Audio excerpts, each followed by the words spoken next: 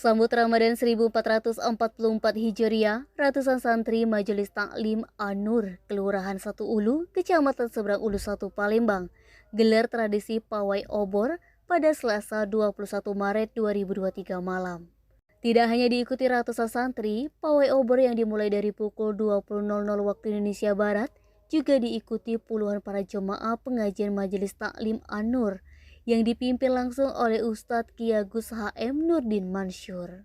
Pawai obor ini merupakan pertanda sekaligus ungkapan sukacita umat muslim dengan datangnya bulan suci Ramadan, serta wujud syukur umat muslim diberikan umur panjang hingga dapat dipertemukan kembali dengan Ramadan.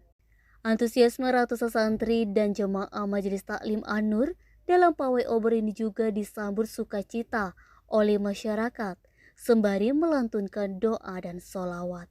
Pawai obor ini mengambil rute start mulai dari Kelurahan Satu Ulu, Jalan Kiai Haji Fakih Usman menuju Jalan Kiai Haji Wahid Hashim, lalu memutar kembali lagi ke kantor Camat Seberang Ulu 1 ke Kelurahan 34 Ulu dan finish kembali Majelis Taklim An-Nur Kelurahan Satu Ulu Kota Palembang. Fadli, Sumek.co melaporkan.